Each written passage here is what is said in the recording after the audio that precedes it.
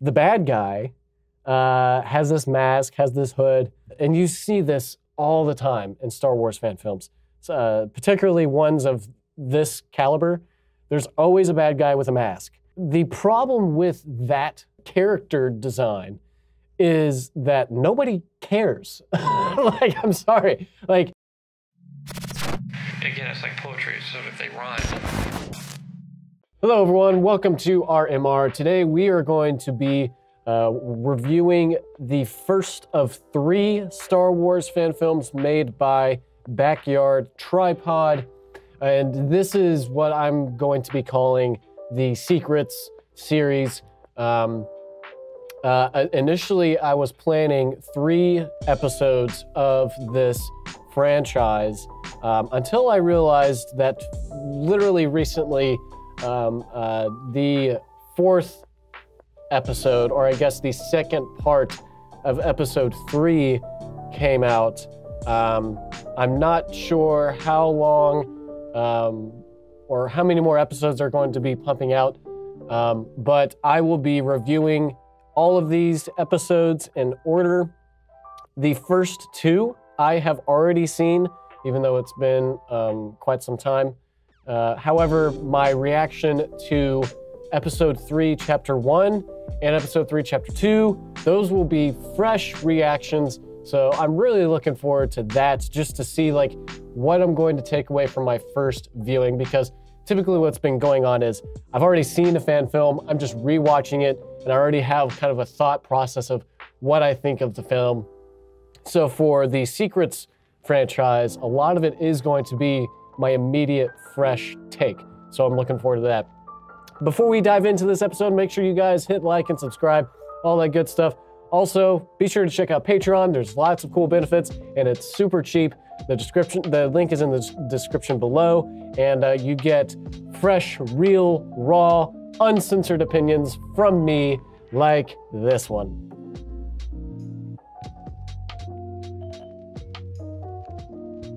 Also,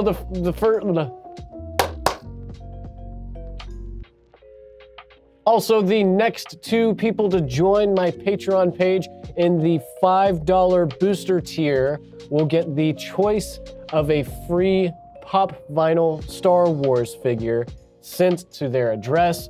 So don't miss out on that. Check the Patreon link in the description below. Again, great benefits. And we've got some really exciting stuff coming soon to my Patreon page that no one else will be able to watch except for you. So be sure to check that out. And without further ado, let's get started on Star Wars Secrets of the Bounty, a Star Wars fan film.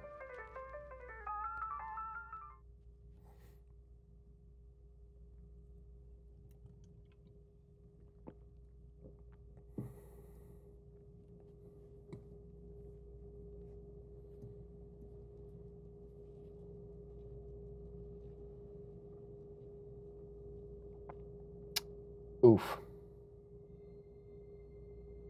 I guess these people like Marvel.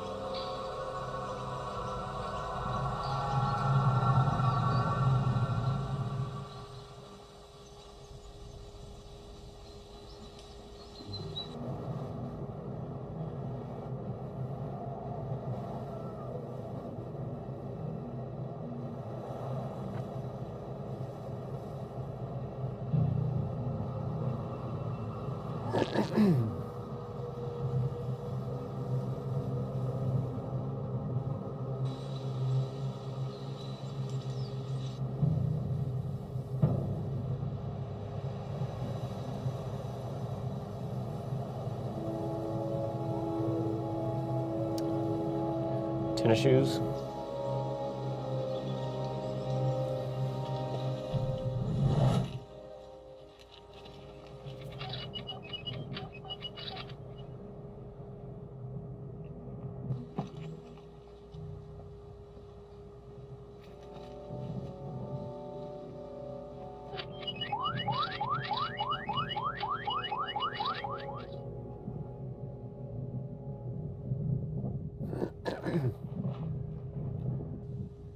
That was a cool shot.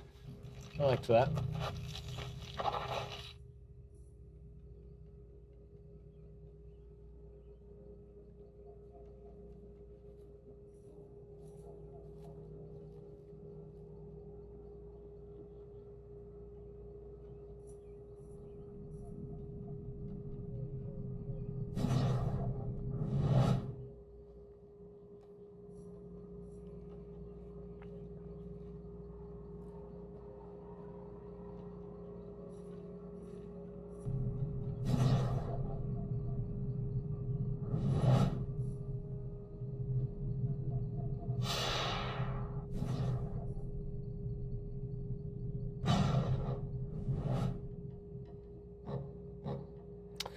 Psychometry.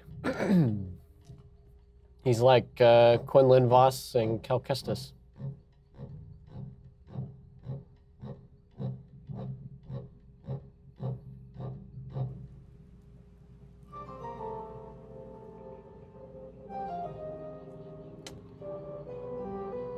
And that ISO seems to be kicking them in the balls.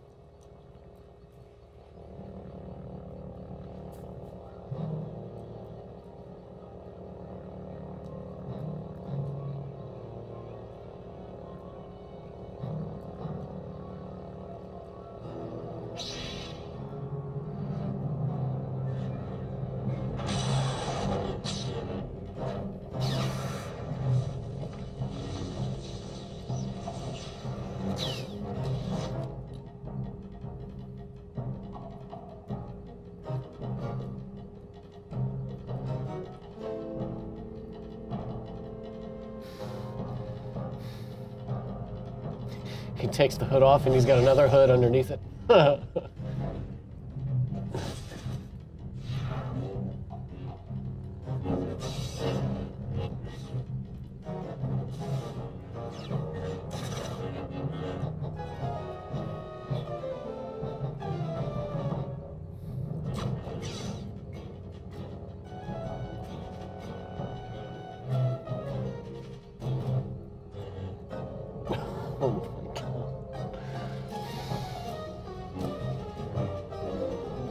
Oh, that was cool.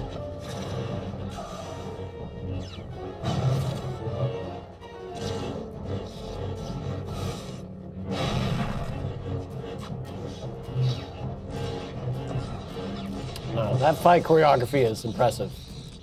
Very cool. I loved that.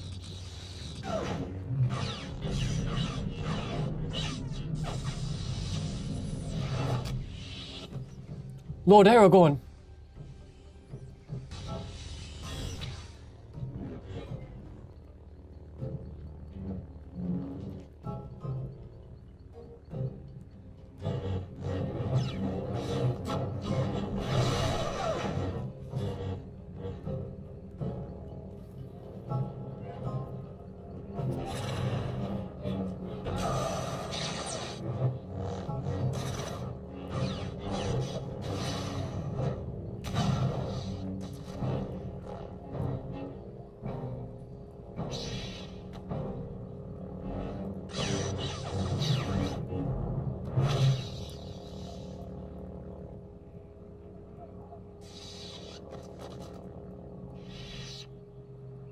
Oh no.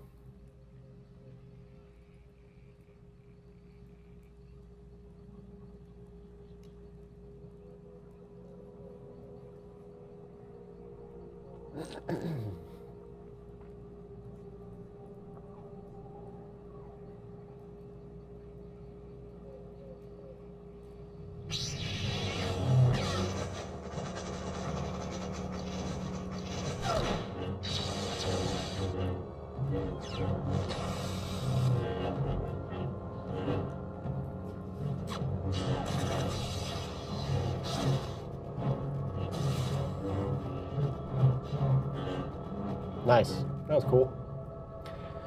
They seem to have the choreographed stuff down pretty well. They put a lot of work into this, you can tell.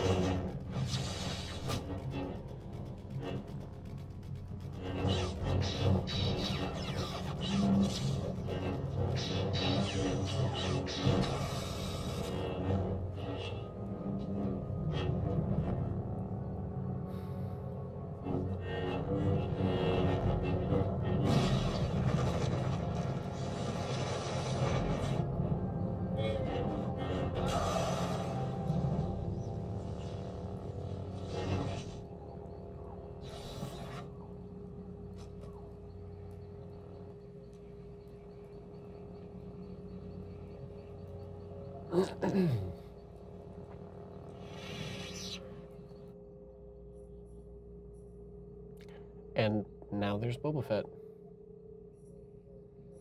I guess that's what the opening title meant by protege.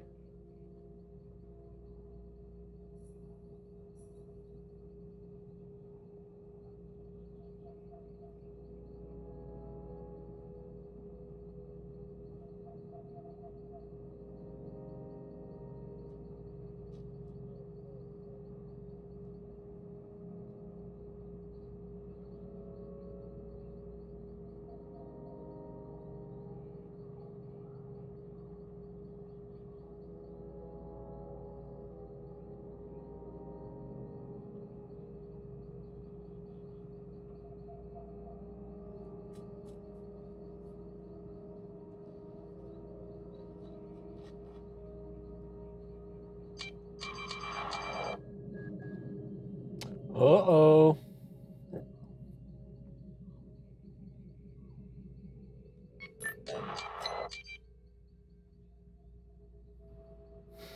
That was a lot of buttons to press just to turn off a hologram.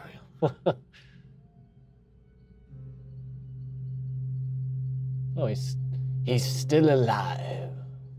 Yeah, he is. He's still alive. I'm such a dork. Oh, man.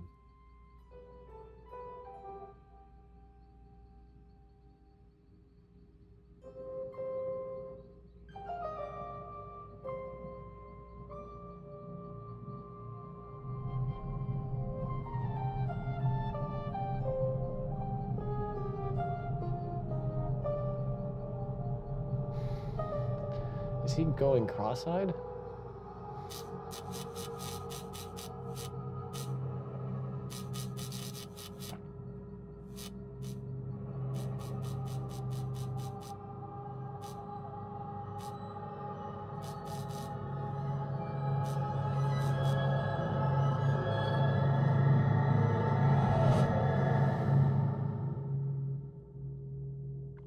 And it's over.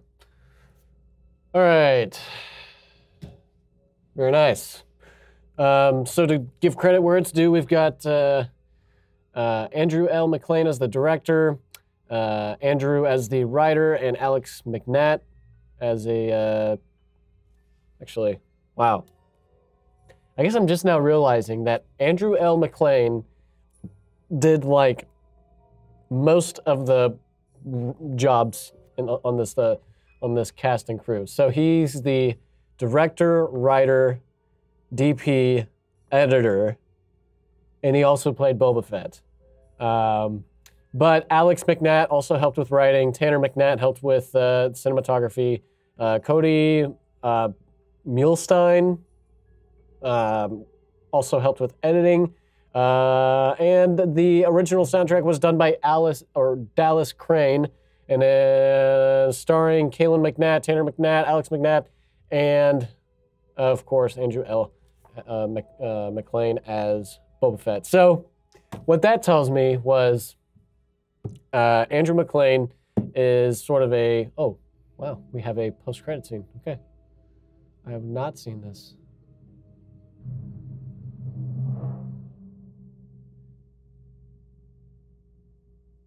Okay.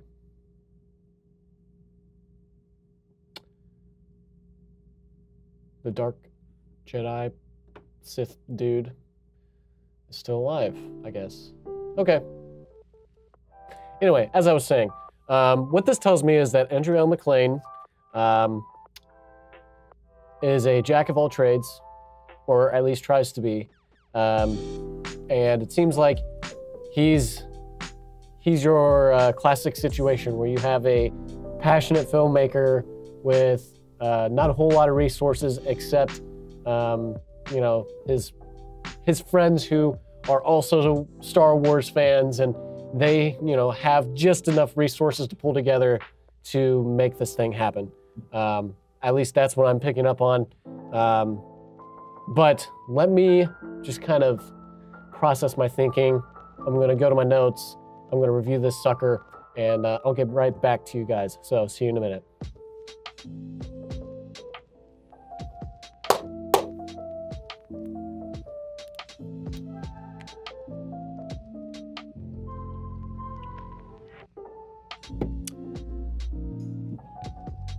So, after further review of this fan film, I have quite a bit to say. I want to start with the lows, because ultimately I want to end this video on a happy note. So I'm going to talk about the lows first, then I'm going to talk about the highs. If you want to hear my full thoughts on this episode, I suggest going to my Patreon page, because I don't want to dive into all of my thoughts right here. So if you want to get my completely honest perspective on this film, check out my Patreon page. You'll get access to videos that no one else is able to watch. But for now, I want to talk about some of the bigger aspects of this that really bother me. One, it seems like Andrew, the director, writer, DP, editor, it seemed like he went in with a cool idea, and it seems like he was really excited and was like, you know, I really want to make a Star Wars film. I don't have a whole lot, but I have enough to make something work. And so he put in the work and got his friends together. Some of these people are like siblings, it seems like. Seeing a lot of McNats.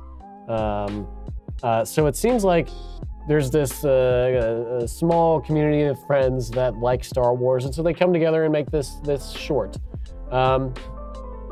The problem with Andrew in this scenario, I think, was he was confronted with a very, very common situation where it's like, I have enough experience and confidence in my own skills to direct, write, DP, and edit this sucker. I have other friends who have dabbled in some aspects of different positions like editing, writing, and cinematography, but I want to be part of all of those roles. For some people, they can do that, and they can do it really well. A perfect example is George Lucas himself.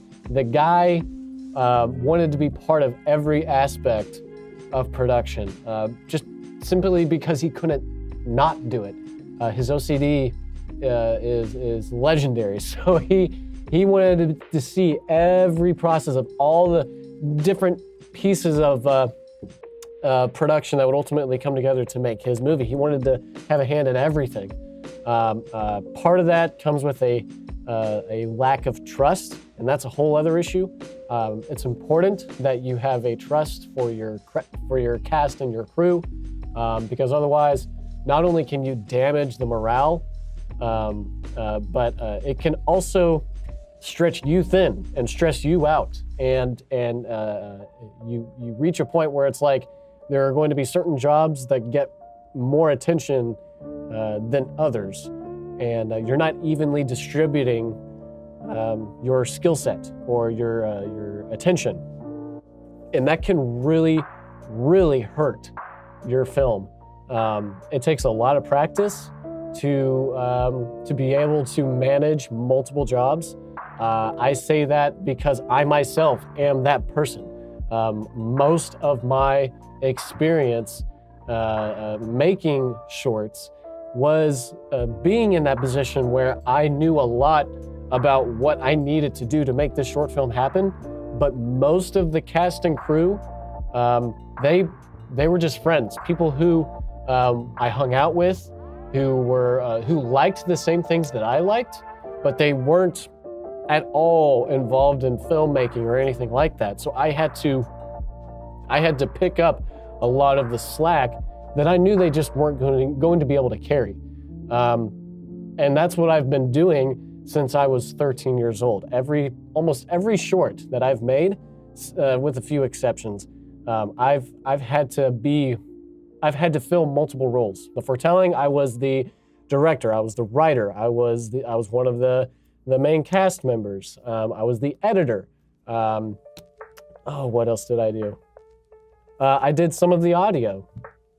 I did a lot. I did all of the lightsaber effects in that film. Like frame by frame, I crafted the lightsaber effects in the duel. So I understand why Andrew was so involved in this. And because of that, I know that this is one of the biggest reasons this fan film failed. This is, by my standards, this is not a good short. It is barely a short, if you ask me. One, they lay out the story in the I guess the opening titles. They kind of give you an idea of what to expect. You've got a bounty hunter who's looking for an artifact, and then it tells you the film tells you that there is a Jedi who's plotting revenge because of his fallen youngling friends. So it's kind of giving you this context. But then from that point forward, there's not a single line of dialogue, and there's hardly any sort of information that's delivered to tell you who is who. Like, I had no idea which Jedi was the one seeking revenge. I have to assume it's the younger Jedi, the one that was meditating in the opening scene, but I don't know for sure, because there was nothing that informed me of who was who and what they were going through, right? You can do that with no dialogue. I mean, show don't tell is a classic saying among filmmakers. It's like, if you have a way of showing people information as opposed to telling people and avoid being expository, you have to do that. And so it makes me think that, like, they tried to do that, but again, they failed, because here's the situation. Rewatch this short film, remove the opening titles where it gives you the context of what's happening. You would have no way of knowing who's who, what they're doing, why they're doing it. There would just be no way of following the story. We don't know these characters' names. We don't know what they're going through, what they want, and what the cost is of getting what they want. I have no way of relating to these characters because of that. So, all that said, the direction is severely lacking. The writing is severely lacking. It seems like they had an interesting concept.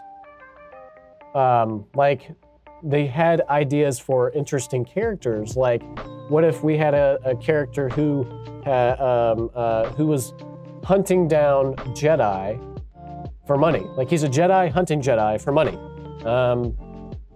That's an interesting concept, but it's not completely fleshed out appropriately.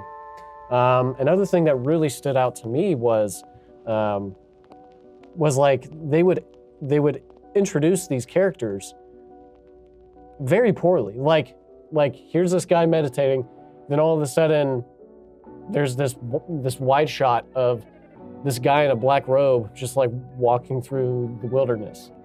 I would have completely taken that shot out and instead cut to the shot where you have the sun setting and the guy in the black robes is like walking towards the camera. That shot looked cool. I liked that. That would have been a much better intro shot for this character.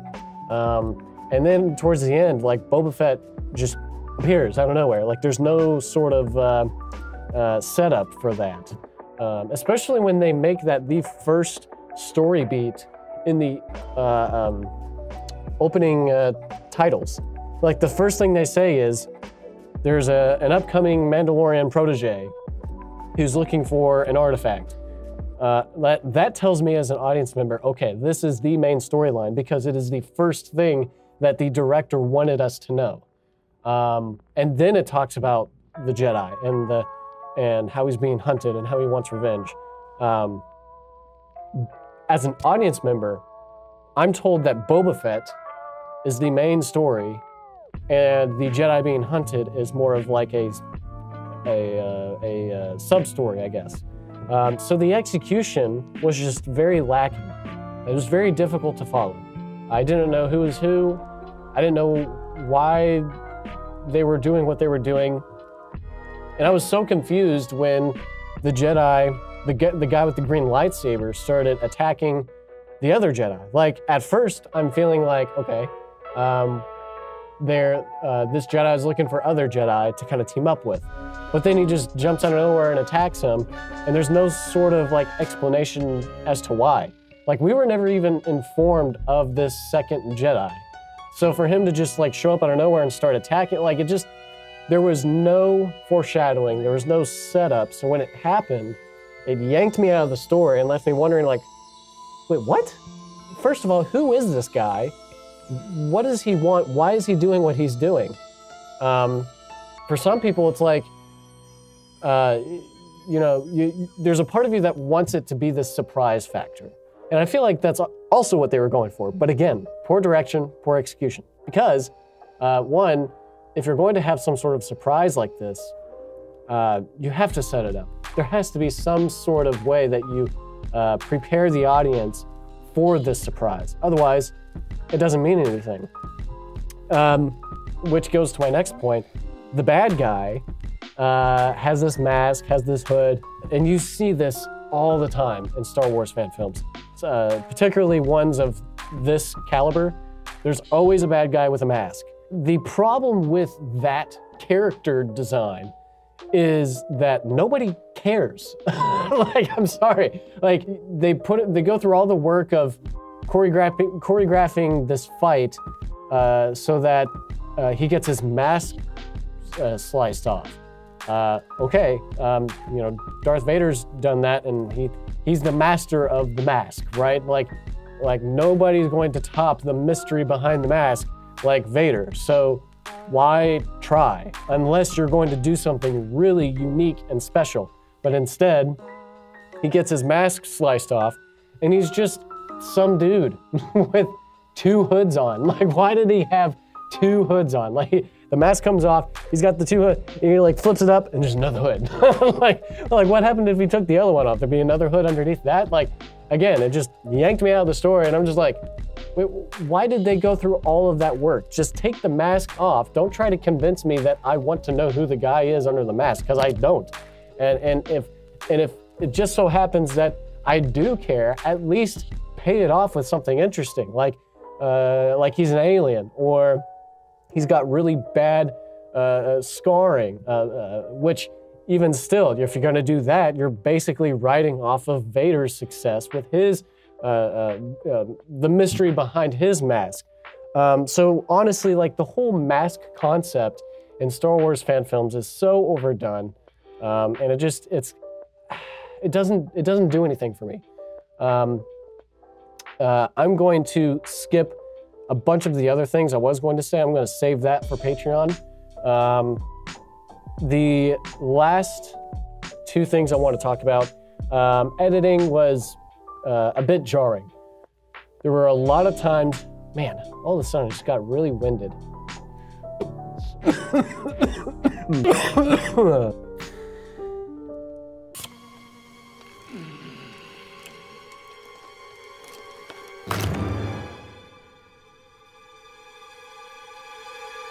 more garlic.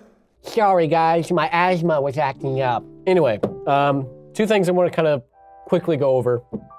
The editing was subpar. There were many times where it was just really jarring. I don't know. Again, it's just, I feel like a broken record because I keep saying this, but it's like Andrew involved himself so much in all these other jobs that what he ended up with was just a very poorly executed short. I think this guy was stretched a little too thin. I think if he were to focus on just one job, that aspect of the film would have been a lot better. And also the soundtrack was very lackluster. There were many times, in fact, most of the short, I felt like the soundtrack was a little corny. I felt like it was really unsupportive of what was happening in the short. It just didn't feel like the soundtrack was there to elevate. It was just there to be some sort of sound in the background when things are quiet. And especially in Star Wars, your soundtrack has to elevate what's happening in the scene. I'm done talking about the lows. I'm feeling depressed. Ultimately, these people had a passion for Star Wars, had a passion for filmmaking, and they came together to make a Star Wars film. I know exactly how that feels. I went through that same process, and I worked very hard to make my Star Wars short film. If you want to check that out, I've got a link up here, yeah. So I relate to these people just like I relate to all the other filmmakers week to week as we do this series. The choreography was dope. I thought it was really cool. Even though there were moments where it was like, okay, they're totally twirling the lightsaber and flipping it around for no reason at all. It makes no sense. Most of the time, I was like, oh man, this is cool. Like the choreography in this short, I would say beats like 60, 70% of most Star Wars fan films. I mean, this was very well choreographed. They took a lot of time and put in a lot of work to make it look really cool. Unfortunately, the editing doesn't do anything for them, but still, the choreography was awesome. I really liked it. Thought it was cool. I also thought, like, even though the cinematography was pretty weak, there were a few shots where I was like, oh, that looks really nice. Like the low angle of the dark side guy in the canyons when the wind's blowing, that looked dope. And there were other shots like, you know, like the Aragorn guy, the Jedi hunter, and him, the shot of him, his silhouette with the sun behind him. You know, that stuff looked cool. Like there were moments here and there where the cinematography did make me go like, oh, nice, that's very nice. I also thought the location in the first half was amazing. I loved the rocks and all of that stuff. Very unique from most fan films. I just I can't wrap my mind around the fact that they're in such a cool spot in the first half, and then the big lightsaber duel happens like out in the suburbs, where like some kind of hiking trail, where you can see like light poles and like concrete sidewalk and cars driving by in the background. Like, why would you not take advantage of the amazing location you had in the first half? And it just felt like it was convenient for them to wait to do the lightsaber duel at night so that they don't have to do the visual effects. I just felt a little disappointed by that. Ultimately, I think these guys are going to be able to look back 10, 15, 20 years from now, you know, with their kids, and they'll be able to say, you know, hey, me and my buddies, we got together, our siblings and whatnot, and we made this fan film. We made this fan film on YouTube, and it was so much fun, and you know, like, I can tell that this is going to be one of those fan films where people, the people involved will be able to cherish these memories forever. And so in that way, it's like, it's very heartwarming. But at the end of the day, I think as a film in of itself, as a short, it is very poorly executed. I just think that my guy, Andrew, just stretched himself too far thin. And what he ended up doing is hurting the film a lot. And what bugs me is the fact that there was another writer, there was another DP, there was another editor. Like, there were other people that he was working with on different parts of production. Let those guys do that job so that you can focus on directing, right? Or focus on writing, you know? Like, if you're writing and directing, and then you leave the cinematography to Tanner McNatt, and you leave the editing to Cody Muhlstein, like, you take a lot of the weight off your back, and you allow them to grow in their own way, right? But instead, like, he delves into 5 different roles in this short, and it really hurt him. So all of those things kind of combined, Secrets of the Bounty receives a Rotten Meiloorun score of 39%, and the Star Wars factor of this Star Wars fan film has a score of 2 out of 10. Ultimately, I think it really fell short in a lot of areas. Now, I touched up on about half of them. I'm gonna dive into all of them in my Patreon page, where you get exclusive content nobody else is able to see, and you get my unfiltered, uncensored opinions, where I do not hold back, and those are a lot of fun. That's all I have for you today. Next week, we will be watching Secrets of the Trials, and that is the 2nd installment of the Secrets trilogy. So looking forward to that. Let me know in the comments if there's a fan film you guys want me to check out. Other than that, that's all I've got for you today. We'll see you next time. And as always, may the Force be with you. I want you to get out of this office right now. I'm sorry, Sam. No way. You brought No way.